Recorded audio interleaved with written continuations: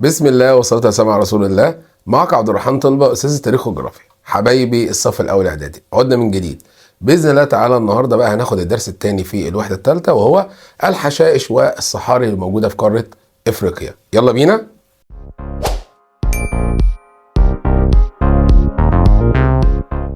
قلنا في الفيديو السابق إن الغابات اللي موجودة في قارة إفريقيا العامل الرئيسي اللي ربنا سبحانه وتعالى جعله سبب في إنبات الغابات وهو الأمطار، ولذلك كانت كثافة الأمطار تؤدي إلى وجود غابات كثيرة، سواء كانت غابات استوائية اللي هي المدارية أو الغابات البحر المتوسط. طب ماذا يحدث بقى لما الأمطار تقل؟ قال لك بقى يظهر بها أخرى وهي الحشائش. والحشائش عندي نوعين، عندي حشائش حارة وعندي حشائش المعتدلة. الحارة بتدعى بالسافانا، أما المعتدلة بتدعى بالستبس. طب إيه اللي يحصل لما ما يكونش فيه مطر؟ قال لك بيتكون الصحاري. فسبحان الله، أمطار كثيرة يبقى غابات، أمطار قليلة شوية تبقى حشائش، مفيش أمطار أو ندرة الأمطار تبقى الصحاري. نيجي بقى لأول جزء عندي وهو الحشائش الحارة اللي هي السافانا. تعريف السافانا يعني إيه؟ قال لك هي عبارة عن غطاء نباتي كثيف من الحشائش تتداخل معها أشجار متنوعة وتزداد كثافتها كلما اقتربنا من الغابات المدارية المطيرة اللي هي الغابات الاستوائية. ماذا يعني هذا التعريف؟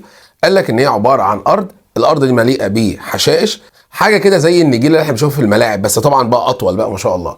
والحشائش دي قال لك تتداخل معها اشجار متنوعه، يعني هنلاقي اشجار وسط الحشائش دي، وكثافه الحشائش تزداد كلما اقتربنا من الغابات. ليه؟ عشان سقوط الامطار. طب هدرس ايه بقى في الحشائش؟ هدرس الموقع الفلكي برضو والجغرافي والخصائص المناخية والخصائص النباتية والتربة والحيوانات. اولا عندي الموقع الفلكي والجغرافي. قال لك في البداية يظهر نظام الحشائش السافانا كلما ابتعدنا شمالا او جنوبا عن الغابات المدارية المطيرة، يعني كلما ابتعدنا عن الغابات المدارية سواء في الشمال او في الجنوب تظهر الحشائش بتاعت السافانا. 2، تقع نظام الحشائش الحارة. قال لك فين؟ قال لك في بيئة انتقالية بين الغابات المدارية المطيرة وبين الصحاري الحارة، يعني السافانا موجودة بين الغابات المدارية وما بين الصحاري. رقم بقى 3، قال لك تمتد بناحيتي عرض 10 و18 شمال وجنوب دائرة الاستواء، حيث تقع فين؟ قال لك حيث تقع في شمال وجنوب وشرق الغابات المدارية المطيرة، يعني هي موجود في شمال وجنوب وشرق الغابات المدارية المطيرة. خلي بالك هو لم يذكر الغرب. نيجي بقى لتاني خاصية عندي وهي الخصائص المناخية. هنا الخصائص المناخية هدرس الحرارة والأمطار. خلي بالك هو مقسم المناخ عندي صيفا وشتاء.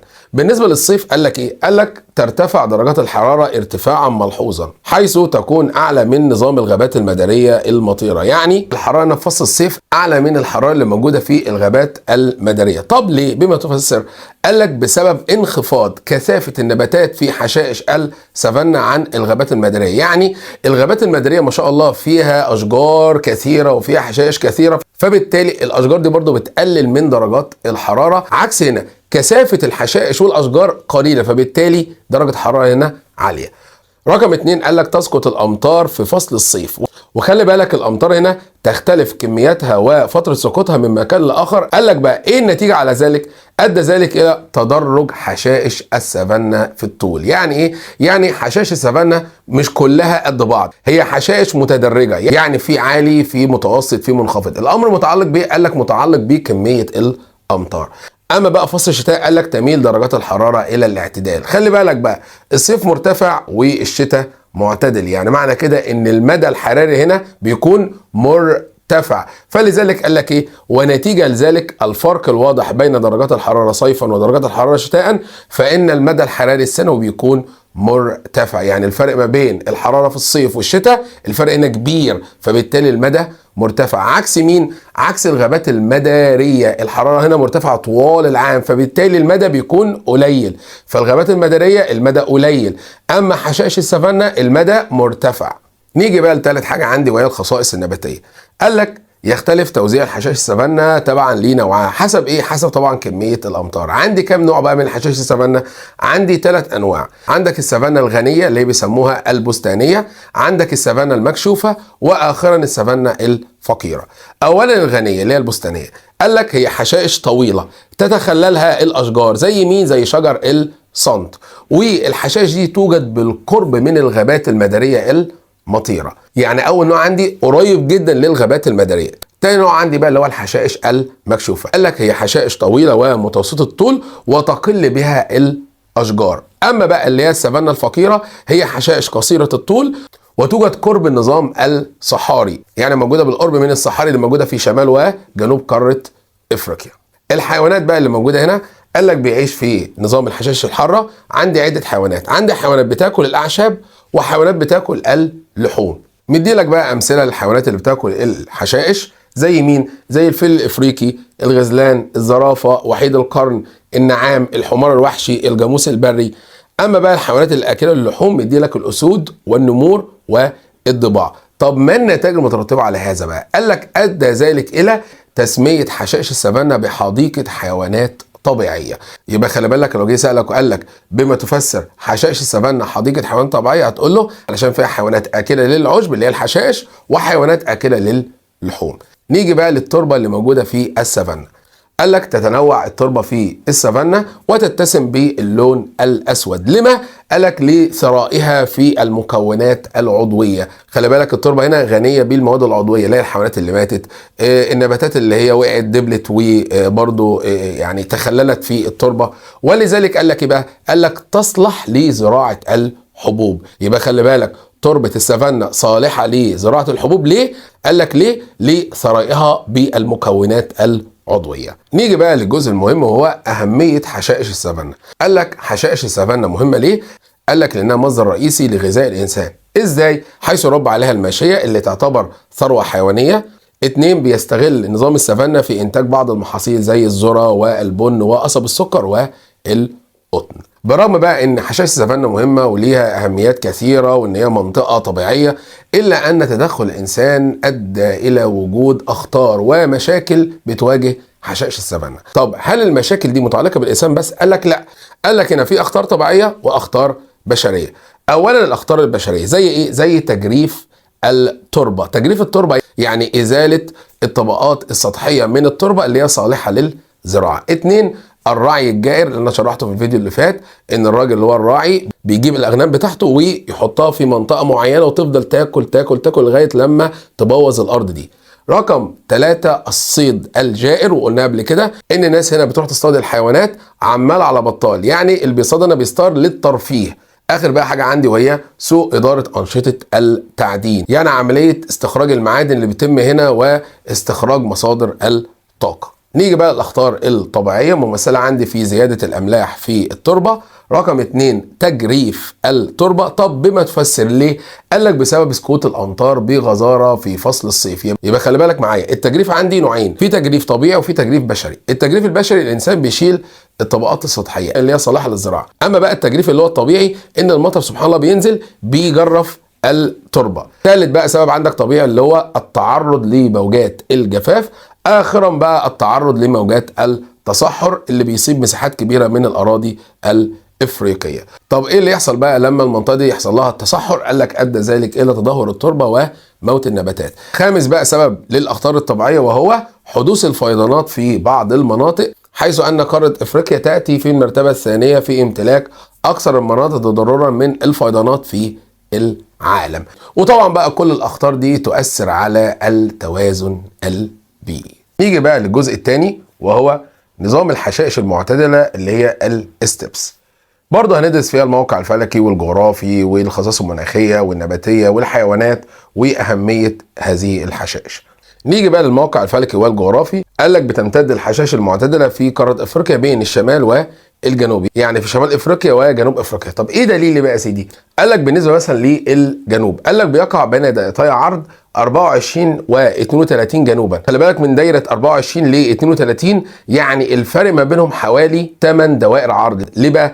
لان انا هطرح ال 32 من 24، لان الاثنين 24 جنوبا الى 32 برضه جنوبا. طب ده بالنسبه للموقع الفلكي اللي في الجنوب. طب بالنسبه للموقع الجغرافي، قال لك بيشغل مساحه صغيره في اقليم اسمه اقليم الفيلد.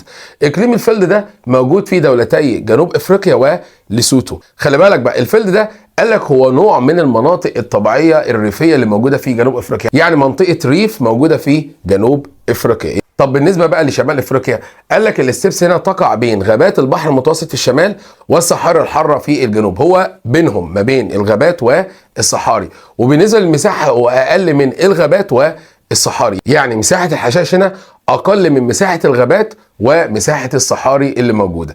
نيجي بقى للخصائص المناخيه، قال لك يتسم مناخ الحشائش اللي هي الستبس، الصيف درجه حراره هنا بتكون معتدله، اما الشتاء انخفاض درجات الحراره وكثيرا ما تنخفض الى دون الصفر المئوي، يعني درجه الحراره بتنزل تحت الصفر. طب بقى بالنسبه للامطار، قال لك بتسقط الامطار بكميات قليله ومتفاوته من مكان الى الاخر. طب ما النتائج المترتبه على هذا الامر؟ قال لك ادى ذلك الى ان هذا الامر اثر بشكل كبير على الحياه النباتيه والحيوانيه والبشريه في هذا النظام. نيجي بقى للخصائص النباتيه، قال لك بتنمو هنا حاجتين، قال لك بتنمو الحشائش والاعشاب وتنمو الاشجار.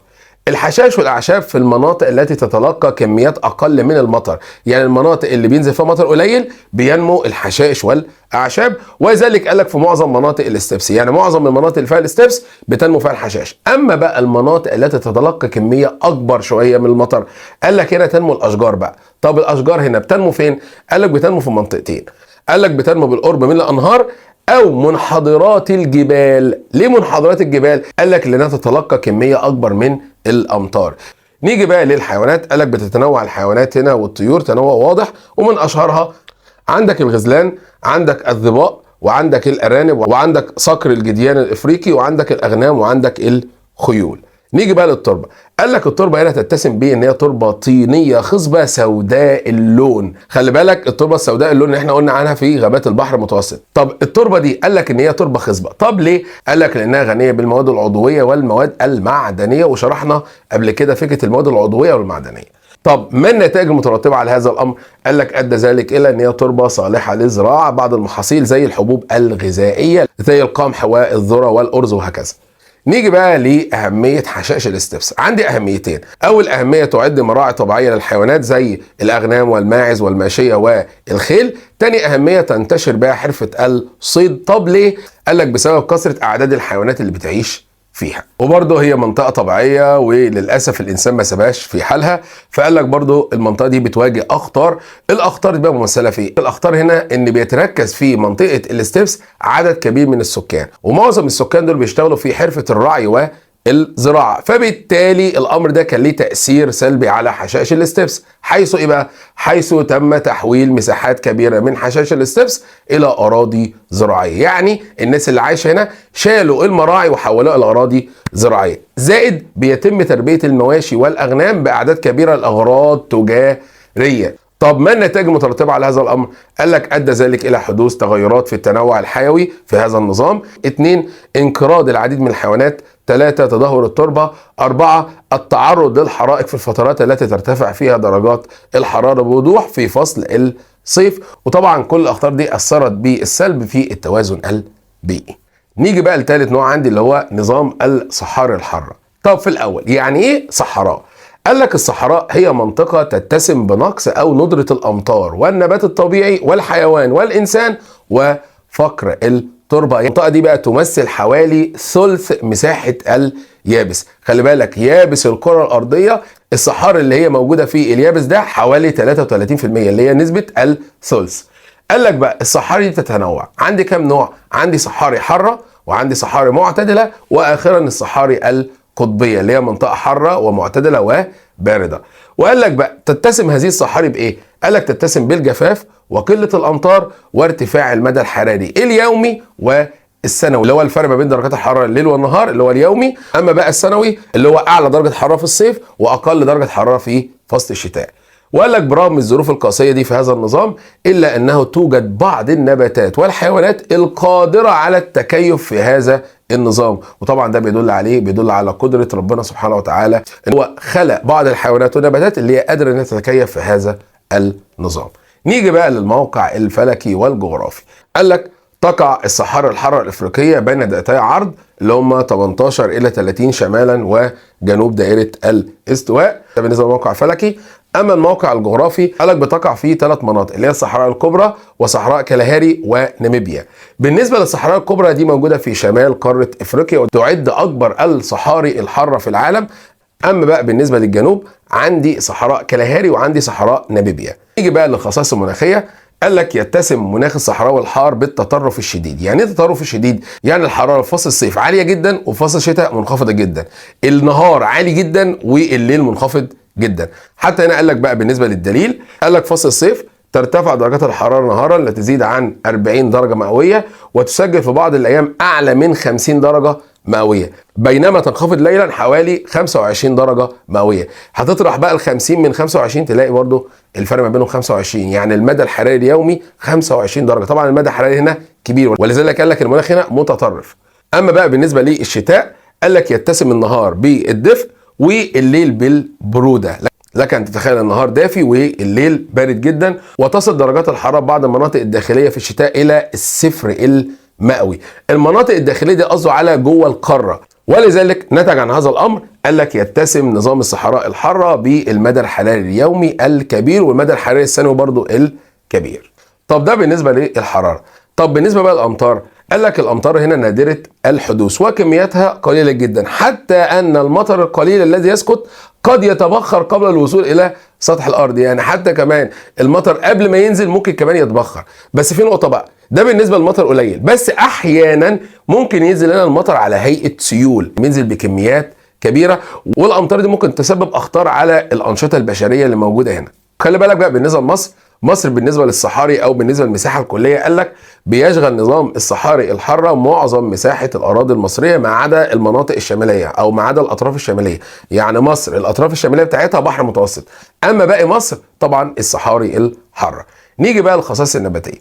قال لك تندر النباتات الطبيعيه في نظام الصحاري الحاره. طب ليه؟ طبعا بسبب ندره المياه وفقر التربه وارتفاع درجات الحراره. بس سبحان الله بالرغم من ذلك قال لك ان ربنا سبحانه وتعالى منح النباتات بالصحاري الحاره اللي موجوده هناك قدره على التكيف مع فقر التربه وقله الميه والكلام ده كله. ازاي بقى يا سيدي؟ قال لك حيث ان بعضها لها جذور تمتد الى اعماق كبيره ومسافات واسعه تحت السطح لتصل الى المياه الجوفيه. يعني النبات اللي هو قادر على التكيف هنا بيعمل ايه عشان يوصل للميه؟ بيمد جذوره الى باطن الارض عشان يطلع الميه اللي موجوده في الباطن. في بقى نوع تاني، النباتات دي سبحان الله اوراقها صغيره. قال لك سبحان الله الورق الصغير ده بيقلل من النتح. النتح ده اللي هو النبات بيفقد الميه. قال لك بيقدر بقى ان هو يخزن كميه من المياه في السيقان بتاع النبته. فسبحان الله عندك هنا نبات يقدر يجيب الميه عن طريق الجذور، اما النبات التاني بيخزن الميه في سيقانه. من اهم بقى الاشجار الموجوده هنا قال لك اشجار اسمها السيال او الاكسيا، عندك الصبار وعندك التين الشوكي. نيجي بقى للحيوانات. قال لك بتقل الحيوانات بوضوح في نظام الصحراء الحاره، وبتعيش فيها حيوانات تتحمل الظروف الصحراويه القاسيه. زي مين بقى؟ زي عندك الثعالب، عندك الذئاب، عندك الابل، عندك الماعز، عندك العقارب والافاعي. نيجي بقى للتربه. قال لك يتسم نظام الصحراء الحاره بتربه منخفضه الخصوبه زائد ان هي فقيره في المواد العضويه. زي مين؟ قال لك زي التربه الحصويه والتربه الرمليه. بس بالرغم من ذلك الا ان في بعض المناطق في الصحراء الحاره بتكون التربه فيها خصبه. زي مين؟ زي الواحات. اشهر بقى واحه عندك اللي هي واحد سيوه في مصر. نيجي بقى للجزء المهم وهو اهميه الصحاري. عندك مديلك 5 اهميات. اول اهميه قال لك تحتوي الصحراء الافريقيه على كثير من الثروات المعدنيه والنفط والغاز الطبيعي. يعني ما شاء الله عندك معادن وعندك بترول وعندك الغاز الطبيعي. 2 تعد مناطق رعي جيده للابل والماعز. رقم 3 تنتشر بقى حرفه الزراعه في الواحات. ليه؟ عشان فيها ميه جوفيه. رقم بقى 4 تعد الصحراء الافريقيه بيئه مثاليه لتوليد الطاقه الشمسيه. طب ليه؟ قال لك لانها تتلقى كميات كبيره من اشعه الشمس على مدار السنه. اخرا بقى تتميز بمناظر طبيعيه فريده ومعالم تاريخيه اثريه. النتائج ادى ذلك الى ان هي منطقه جذب سياحي. اخر بقى حاجه عندي وهي الاخطار اللي بتواجه الصحاري. اولا الصيد الجائر، وقلنا قبل كده الصيد الجائر ده كتير. رقم 2 زياده حده موجات الجفاف التي تؤدي الى ندره النبات الطبيعي. يعني مفيش امطار هنا. ادى ذلك الى بقى ادى ذلك الى ندره النبات الطبيعي او انعدامه في كثير من الصحاري الافريقيه. فبالتالي تقل كميه الغذاء التي تحتاجها الكائنات الحيه في هذا النظام. طب الحيوانات مش لاقي اكل فتعمل ايه؟ فيؤدي ذلك الى تعرض الكثير من الحيوانات للتهديد بخطر الانقراض وهنا بنديك امثله للحيوانات المعرضه للانقراض زي طائر اسمه الحباري. الطائر ده اللي هو بيعيش في الصحاري الكبرى، وبرضه الغزال المصري. الحيوانات ديت معرضه للانقراض في اي وقت. ليه؟ عشان طبعا مفيش ولا في اكل ولا في ميه. وطبعا كل الاخطار دي في الاخر تؤدي الى، زي ما احنا خدنا قبل كده، ان كل الاخطار دي تؤثر بالسلب على التوازن البيئي. وبكده اكون الحمد لله تعالى خلصت الدرس بتاعنا، واستنوني باذن الله في الفيديو الجاي مع اخر درس اللي هو النظم المائيه. وفي الختام سبحانك اللهم وبحمدك، اشهد ان لا اله الا انت، استغفرك واتوب اليك. والسلام عليكم ورحمه الله وبركاته.